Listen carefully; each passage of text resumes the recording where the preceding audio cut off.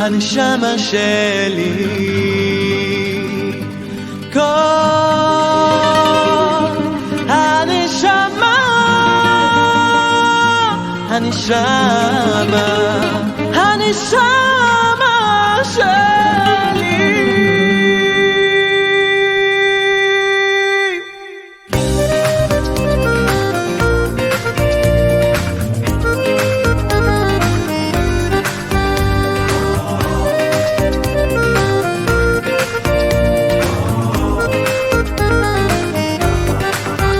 כל הנשמה תהלל כאן, כל הנשמה שלי, כל הנשמה תהלל כאן, כל הנשמה שלי, כל הנשמה תהלל כאן, כל הנשמה שלי, כל הנשמה תהלל כאן, כל הנשמה שלי, כל הנשמה תהלל כאן. ברוך אתה אדוני אלוהינו מלך העולם, אשר קידשנו במצוותיו וציוונו על ספירת חומר. Amén.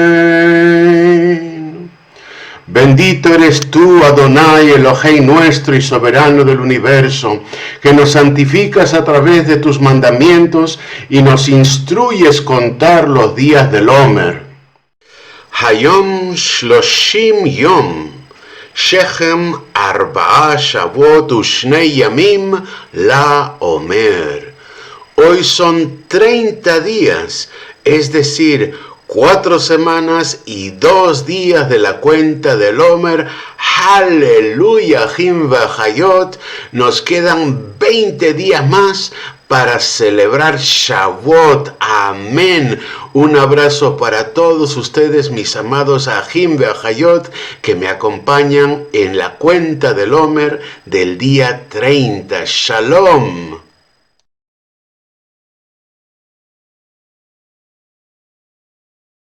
Quinta semana de la cuenta del Omer. Matitiahu, Mateo, capítulo 24, Pasukim, del 4 al 13.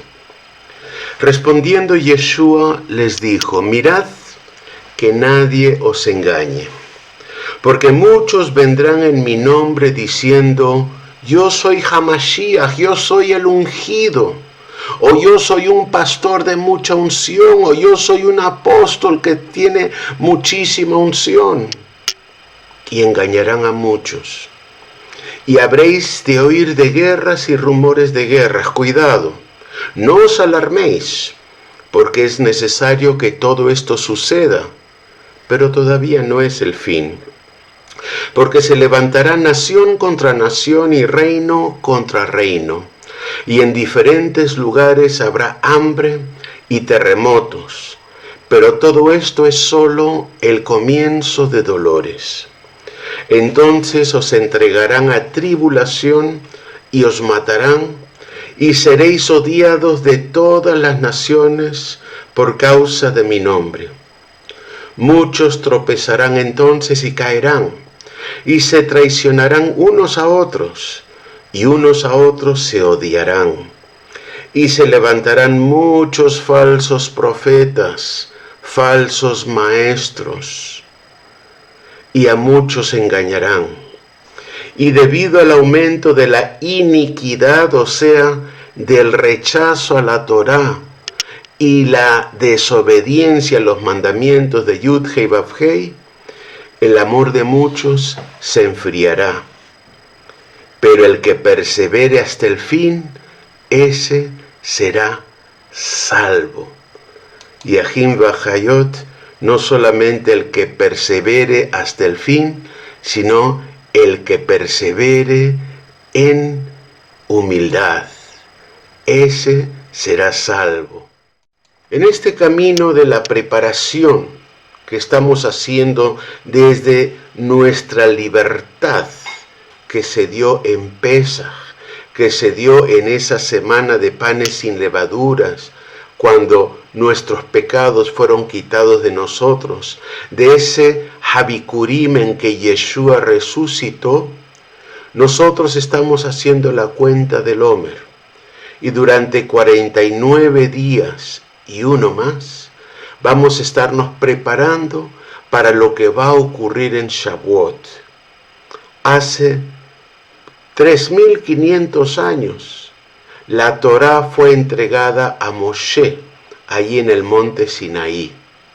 Y hace 2.000 años, Haruach HaKodesh, el espíritu de santificación, llegó a los talmidim de Yeshua en esa misma fecha, y estando ellos mismos celebrando la Torá. Nosotros estamos en un proceso de aprender Torá, de recibir la Torá en nuestras mentes y de que se escriba en nuestro corazón. Y cuando llegue Shavuot, que Haruach HaKodesh venga a nosotros para que nos pueda enseñar la Torá y escribírnosla en nuestro corazón. Y por eso nos estamos preparando en cada una de estas cualidades, en Gesed, en Geburá, en Tiferet, en Netzach, en Jod, en Yesod y en Malhut. Y esta semana, esta quinta semana, es la semana de Jod, es la semana de la humildad y de la mansedumbre. Es uno de los frutos del Espíritu de Haruach, tal como nos lo enseñó nuestro Shaliach Shaul, el apóstol Pablo. Por eso, en esta semana quinta de la humildad, vamos a estudiar en el primer día Hesed Behod, el amor en la humildad. En el segundo día, Geburá Behod, la disciplina en la humildad. En el día 3, Tiferet Behod, la compasión en la humildad. En el día 4, Netzach Behod, perseverando en la humildad. En el día 5, Hod Behod, la humildad en la humildad. El día 6, Yesod Behod, los cimientos en la humildad. Y el día 7, Malhut Behod, la dignidad en la humildad. Amén. Aleluya.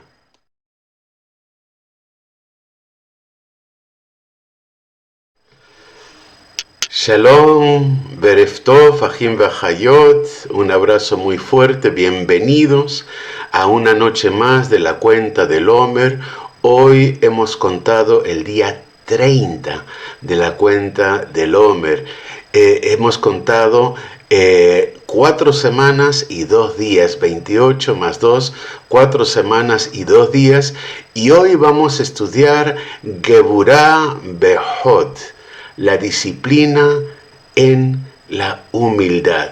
Y vamos a tener un estudio maravilloso. Muchísimas gracias por estar aquí y espero de todo corazón que la enseñanza de esta noche sirva para edificación de todos ustedes. Sabiendo que ustedes lo van a entender, ya sirve de edificación para mí mismo. Amén. Un abrazo muy fuerte para todos ustedes y cariños muy grandes para sus familias.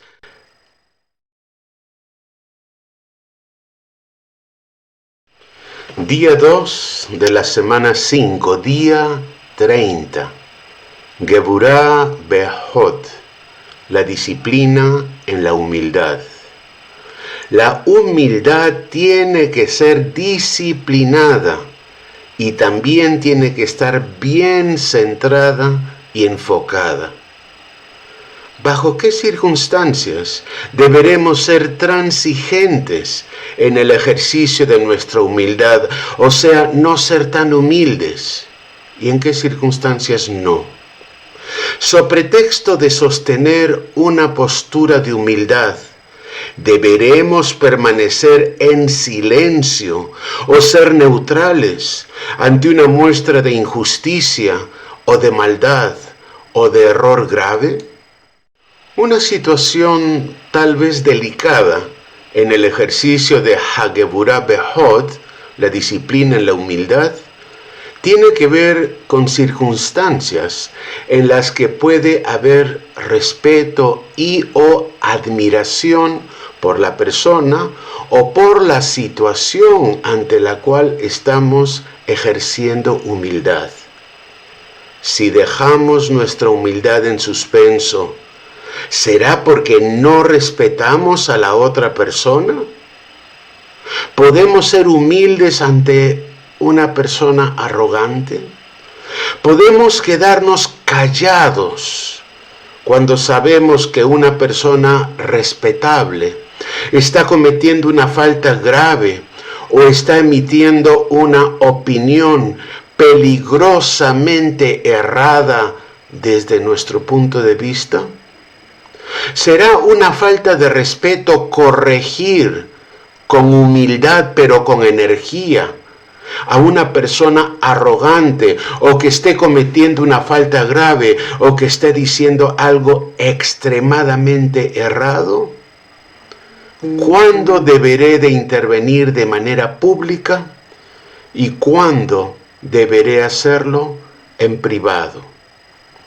Ejercicio del día. Enfoquémonos en alguna ocasión o circunstancia o durante la discusión de cierto tema donde hayamos sido reticentes en ser humildes o mostrar humildad. Analicemos si dicha reticencia se originó con motivación saludable o no. Amén.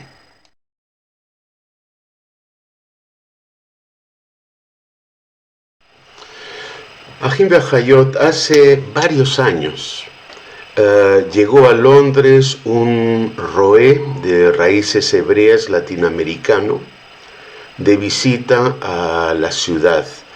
Y yo me enteré por algunos hermanos de la Quejilá que me habían comentado que querían ir.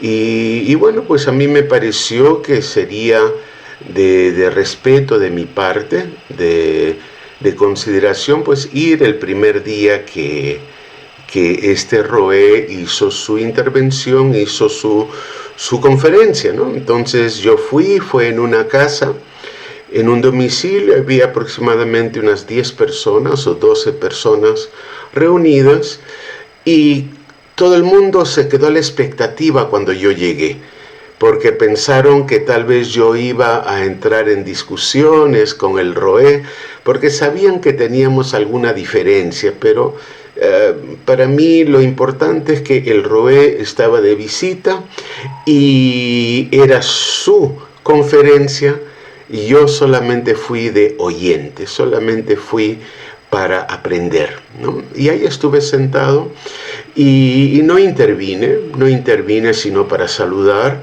y ya está. Hubo algún momento durante su intervención que ya hubo cosas que no me gustaron. Por ejemplo, noté que él había negado la eternidad de Yeshua, pero como lo hizo de una forma muy ligera y que tal vez los hermanos con más madurez no iban a darle importancia, mostré humildad y guardé silencio y no dije nada, ¿no? Y me retiré y orando, ¿no?, sobre qué debía hacer con respecto a la visita de este roé, en mi corazón vino que debería sencillamente dejarlo, ¿no? O sea, él tenía su enseñanza, seguramente él también venía de parte de Elohim, y que más bien si yo estaba presente, eso iba a crear una pequeña incomodidad, podía estorbar. Entonces decidí no volver los demás días de sus reuniones, enseñanzas, ¿no? Pero después de más o menos 10 días o un par de semanas, me empezaron a llamar varios hermanos, no solo de mi quejilá, sino hermanos que no eran de mi quejilá, y uno de estos hermanos era el dueño de la casa donde se iba a hacer esta reunión. Y este hermano me dijo, ¿sabes qué? Yo quiero que usted por favor venga porque yo creo que hay cosas que se están enseñando que pueden llevar a los hermanos no solo a confusión, sino al desvío de doctrina. Entonces, bueno, pues yo fui, ese era el último día de intervención. Esa vez ya había como unas 25 personas, o sea, había varias personas que se habían ido enterando, que habían sido invitados, y también noté que por lo menos las 2/3 partes de los asistentes eran hermanos que eran adventistas, ¿no? Que habían venido del adventismo del séptimo día y que venían de un país en particular, que no voy a decir de qué país es, por supuesto. Y bueno, y ahí estábamos, ¿no? Y yo nuevamente escuchaba sus enseñanzas, y una de las enseñanzas que le hacía mucho hincapié este Roé era decir que en hebreo Jesús significa he ahí un caballo, ¿no? En realidad eso no era verdad, ¿no? Jesús en hebreo moderno significa el caballo, nada más, significa el caballo, no significa he ahí o he aquí un caballo, que sería Ine Jesús, que es otra cosa, ¿no? Ine Jesús, o sea que ahí había un problema también de desconocimiento del hebreo. Pero bueno, tampoco quise decir nada porque es verdad. En hebreo moderno la palabra Jesús o Jesús significa el caballo. Entonces se levantó una señora muy viejecita, muy mayor. Yo calculo que tenía como 80 años, tal vez 75, 80 años. Y esta mujer se levantó y dijo: pastor, porque no lo llamó Roé, porque no estaba acostumbrada, le dijo: pastor, yo soy adventista desde los 15 años. Usted lo que me está diciendo es que yo llevo más de 60 años orándole a un caballo. ¿Eso es lo que usted me está diciendo? Y en ese momento el Roé dijo: sí, mi hermana, lo siento mucho, así es. Y ahí ya no aguanté más. Y me levanté. Yo dije: perdóname, Roé, no, mi hermana, eso no es cierto. Y no es cierto porque cuando usted oraba en estos últimos 60 años, primero usted no sabía el significado de ese vocablo. Y en segundo lugar, en su corazón, usted le estaba orando al Ben Elohim, al Hijo de Elohim. Usted le estaba mencionando al Mesías, estaba orándole a Yeshua. Aunque usted no conocía el nombre, usted se refería a Yeshua, se refería al Hijo del Todopoderoso. Usted no le estaba orando a ningún caballo. En esos momentos el Roé se puso en pie, se levantó y salió de la reunión, ¿no? Con 3 o 4 hermanos siguiéndolo, ¿no? Discutiendo, porque él decía pues que yo le había faltado el respeto, diciendo que yo había intervenido en un momento que no me correspondía, porque esa era su conferencia, no era la mía. Ahora, la pregunta: ¿debía haberme quedado callado? ¿Debía haber continuado con mi situación de humildad, mi práctica de humildad en esos momentos, a pesar de que había cosas con las que no estaba de acuerdo? Cuando le habló a esta señora que me recordaba tanto a mi madre, ¿no? Debía haberme quedado callado y que esta pobre señora se fuera a casa esa noche pensando que ella llevaba toda su vida orando a un animal. ¿Era correcto que yo ahí me callase? ¿O yo en esos momentos tenía que intervenir y corregir a este Roé ante una grave injusticia que estaba ocurriendo con respecto a esta hermana que era adventista, era cristiana y que recién estaba conociendo lo que eran las raíces hebreas, y que por esa intervención podía incluso huir de las raíces hebreas y no querer saber más de esto? ¿Debí haberme quedado callado?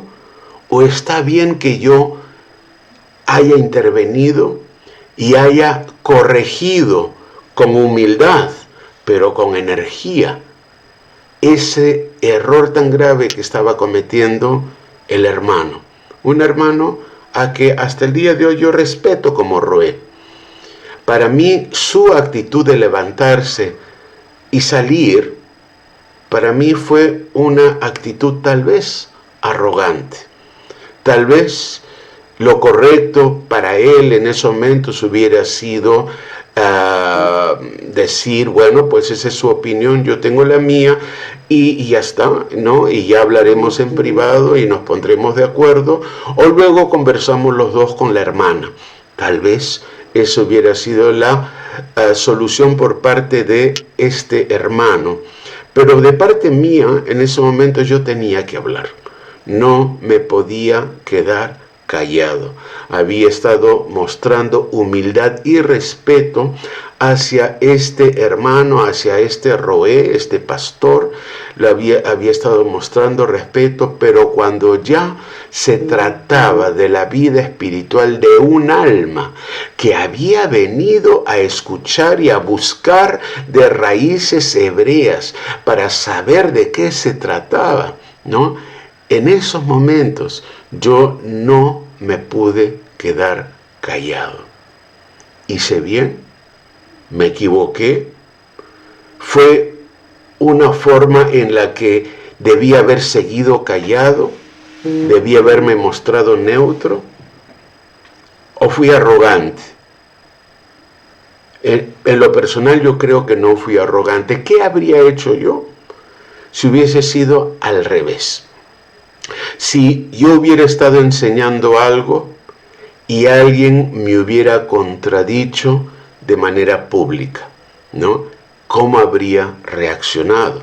Obviamente dependía del tema, ¿no? Por ejemplo, si yo estoy enseñando que Yeshua es eterno, que Yeshua es Ben Elohim y que también es Ben Adam, y de pronto alguien se levanta y dice que no, que Yeshua es criatura, que Yeshua fue creado, que Yeshua fue el primer hombre, pero que no es Elohim, tal vez yo en esos momentos sí le habría respondido, tal vez habríamos tenido un debate, o tal vez habríamos hecho alguna midrash o alguna forma diferente.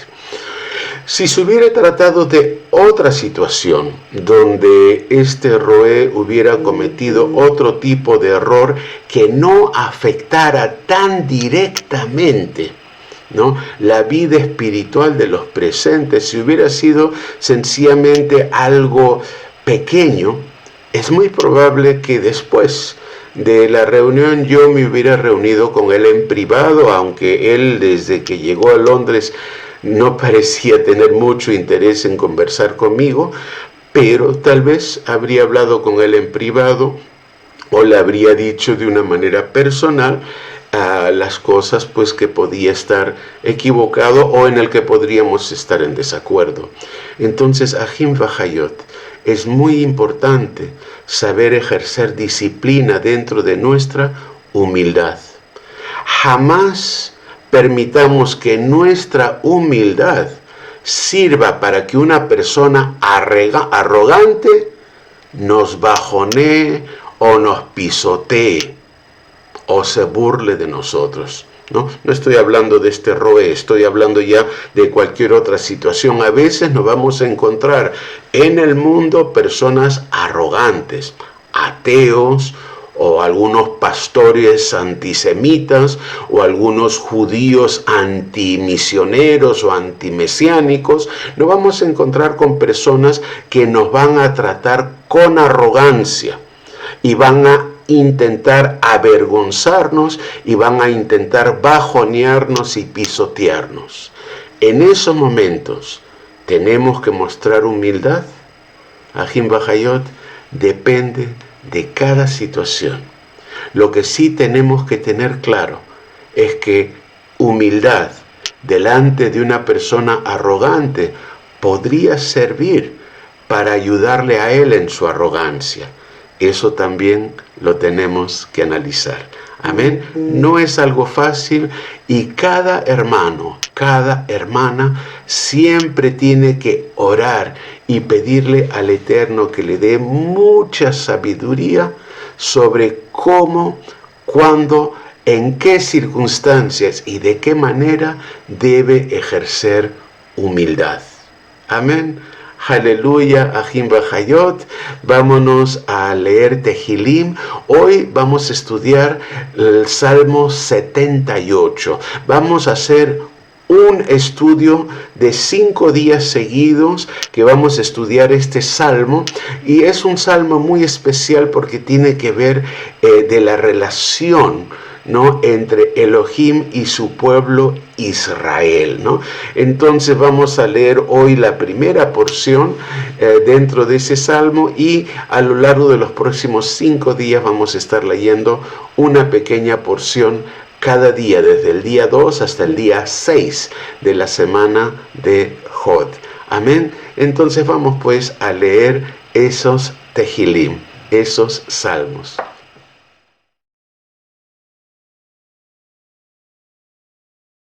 Cuenta del Omer del día 30. Tehilim, Salmos 78, Pasukim del 1 al 16. Y estos primeros 16 versículos lo estamos llamando, bueno, todo este salmo tiene que ver con la relación entre Elohim y su pueblo Israel. Y estos primeros 16 versículos yo los he separado y lo estoy llamando el primer cántico. Amén. Vámonos pues a leer este Tehilim. Ha'aziná a mí, presta oído pueblo mío, Toratí, a mi instrucción, a mi Torá. Inclinad vuestro oído a las palabras de mi boca. Abriré bemashal, en parábolas, mi boca. Hablaré enigmas de la antigüedad, que hemos oído y conocido, y que nuestros padres nos han contado, ¿no? Entonces aquí estamos viendo el inicio, la llamada de atención que está haciendo Elohim a su pueblo, ¿no? Y le está pidiendo que preste atención a su instrucción, a su Torah. Y que va a estar hablando, dice bemashal. Mashal puede significar parábola, por un lado, y también puede significar proverbio, ¿no? Proverbio o parábola. Cuando se trata de hablar de manera enigmática o figurada, o para buscar una profundización del significado de las palabras, cuando es algo más místico, entonces se utiliza la palabra parábola. Amén. Vamos a continuar con la Pasuk 4. No lo ocultaremos a sus hijos, sino que contaremos a la generación venidera Tehilot, los cánticos, los salmos para Yud-Hei Vav-Hei, su poder y las maravillas que hizo. Porque él estableció un testimonio en Jacob, Vetorah Sham, y una ley constituyó en Israel, Asher Tzivá, que ordenó et avoteinu, a nuestros padres, que enseñaran a sus hijos, para que la generación venidera lo supiera, aun los hijos que habían de nacer, y estos se levantaran y lo contaran a sus hijos. Amén. Entonces, importante aquí, Tehilot, Tehilá significa cántico en femenino, Tehilot, ¿no? Entonces, cuando estudiemos las palabras del hebreo antiguo, veremos la palabra Tehilot. En cambio, en hebreo moderno, el libro se llama Tehilim, ¿no? Está en masculino, no está en femenino. Es muy interesante, ¿no? Como lo han puesto en masculino, tal vez porque le han dado más el sentido de salmo antes que de cantar, ¿no? De canción, ¿sí? Y hasta aquí hay poco que estudiar. Aquí lo que está claro es que esta Torah Aquí sí ya se traduciría más por ley en la Pasuk 5, porque está hablando de órdenes dados a nuestros padres. Amén. Vamos a continuar con la Pasuk 7. Para que ellos pusieran en Elohim Kislam su confianza. Kislam, interesante esta palabra, hay que aprenderlo, ¿no? Kislam, su confianza, la confianza de ellos, y no se olvidaran de las obras de Él, sino que guardaran sus mandamientos. Y aquí este Él en la Pasuk 7, lo he puesto con acento, parece el pronombre, pero en realidad estoy hablando de Él, Elohim. Amén, la forma corta de Elohim. Pasuk 8. Y no fueran como sus padres, una generación porfiada y rebelde, generación que no hizo recto su corazón y cuyo espíritu no fue fiel a Elohim. Los Benei Efraim, aun siendo arqueros bien equipados, volvieron las espaldas el día de la batalla, o sea, huyeron el día de la batalla. No guardaron el pacto de Elohim y rehusaron andar en su Torá. Olvidaron sus obras y los milagros que les mostró. Entonces, fíjense, aquí hay dos cosas que yo quisiera resaltar. Voy a empezar por la segunda, ¿no? Qué importante cuando habla de los Benei Efraim, de los hijos de Efraim, ¿no? De la tribu de Efraim, porque dentro de la tribu de Efraim está la autoridad y la dirección de todas las 10 tribus y de todas las ovejas perdidas de la casa de Israel. Entonces ellos, a pesar de ser varones de guerra, sin embargo, cuando fueron a la batalla, al no estar ellos bajo la protección de Elohim, tuvieron que huir, no pudieron perseverar, no pudieron en sus fuerzas humanas, en sus fuerzas de guerreros, no pudieron continuar, sino que tuvieron que huir. Y la causa está en la Pasuk 10, porque no guardaron el pacto de Elohim y rehusaron andar en su Torah. Y Ajim Bajayot, eso hoy en día es lo que está ocurriendo nuevamente con la casa de Efraim, con las ovejas perdidas, con los hermanos de la casa de Efraim, que están en su mayoría dentro del pueblo cristiano. Les están enseñando que no es necesario guardar la Torá. Les están diciendo que eso es de los judíos y les están diciendo que ya la Tanakh y las enseñanzas de la Torá son cosas que fueron abolidas, ¿no? De ahí que el trabajo nuestro es de volver a conquistar a estos efraimitas, porque dentro de su corazón hay amor por la Torá, pero tenemos que hacerlo con mucho cuidado, sin espantarlos, sin ofenderlos, sin insultarlos. De lo contrario, sobre nuestras cabezas vendrá la sangre de toda alma perdida, de toda muerte espiritual. Y ahora sí, lo primero que quería decir está en la Pasuk 8. ¿Cómo es nuestra generación? ¿Cómo somos nosotros? ¿Somos también una generación porfiada y rebelde? ¿Somos una generación cuyo corazón no es recto? ¿Nuestro espíritu no es fiel a Elohim? Y si todo eso es cierto para nuestra generación, hoy en día, pregunto, ¿qué estamos haciendo? Tenemos que hacer algo. En primer lugar, nosotros, individualmente, tenemos que parar nuestras rebeldías, parar nuestra porfiadera, parar nuestra tosudez, todo lo que hemos aprendido intelectualmente, llevarlo a los pies de Hamashiach y no estar siempre peleando y creyendo que todo lo sabemos.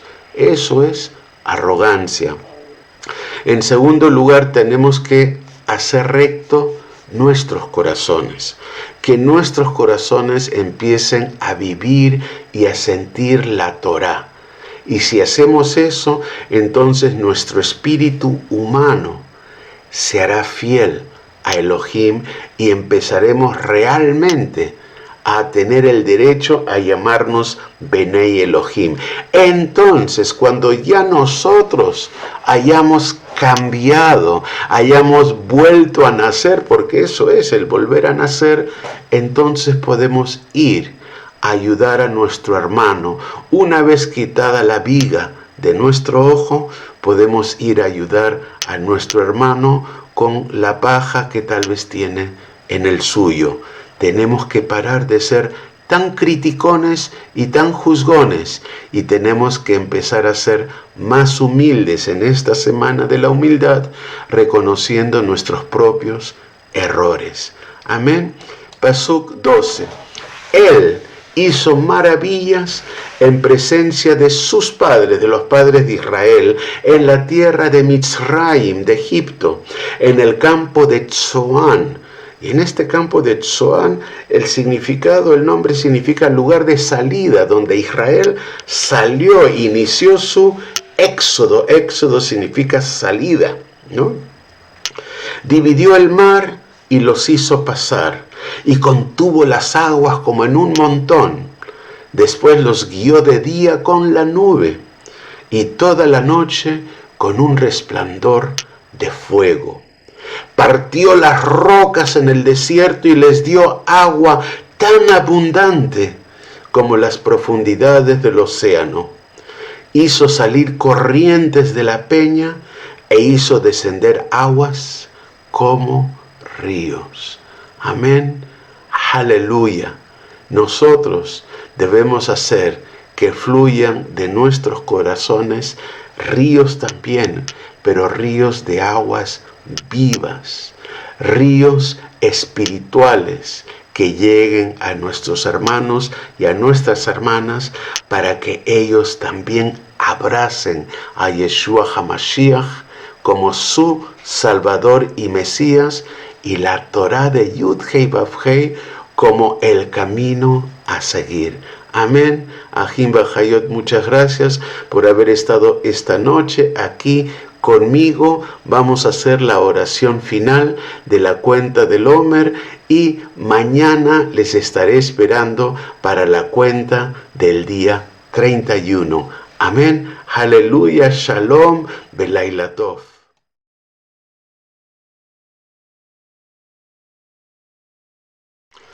Oración final diaria de la cuenta del Omer. Que Yahweh nos muestre su favor y nos bendiga. Que Yahweh haga resplandecer su rostro sobre nosotros para siempre.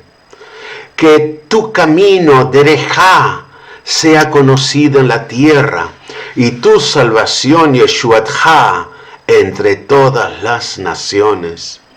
Las naciones, los goyim, se regocijarán, oh Adonai, cantarán de alegría. Y tú juzgarás a los pueblos con justicia, y guiarás a las naciones, a los gentiles de la tierra para siempre. Los pueblos te adorarán, oh Adonai, todos los pueblos te adorarán, porque la tierra se habrá restaurado. Yahweh nos bendecirá, y todos desde los confines de la tierra le temerán, le respetarán. Te rogamos por el gran poder de tu diestra, que liberes a los cautivos, a las ovejas perdidas de la casa de Israel.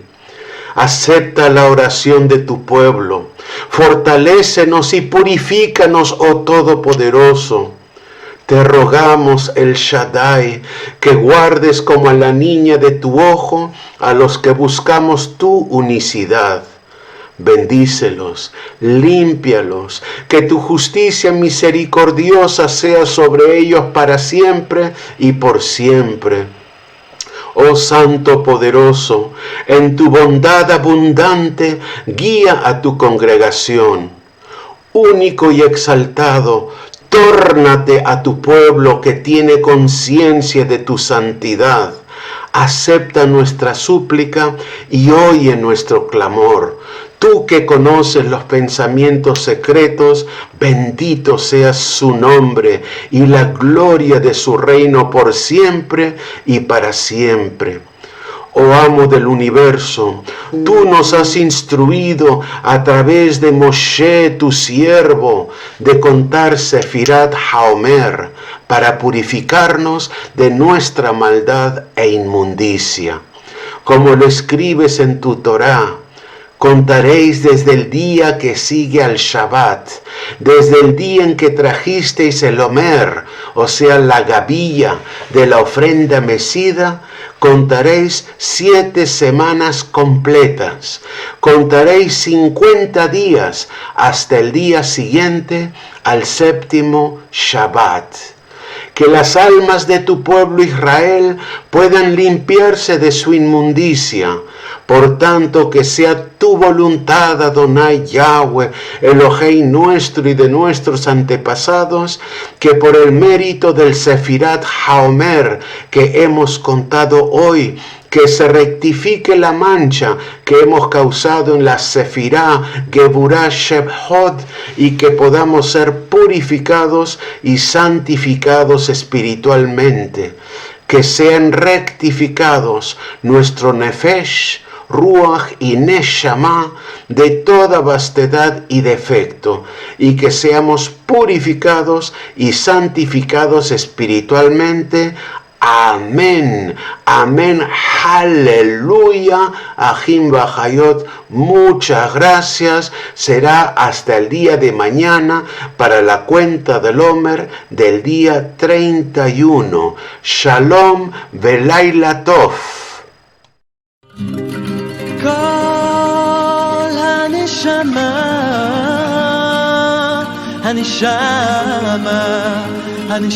שלי,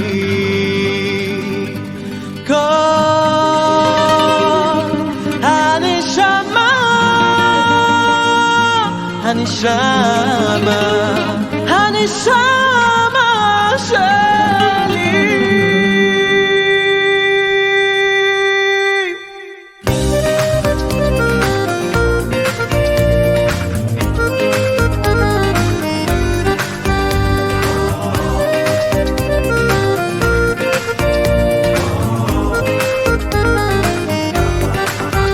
כל הנשמה תהלל כאן, כל הנשמה שלי, כל הנשמה תהלל כאן, כל הנשמה שלי, כל הנשמה תהלל כאן, כל הנשמה שלי, כל הנשמה תהלל כאן,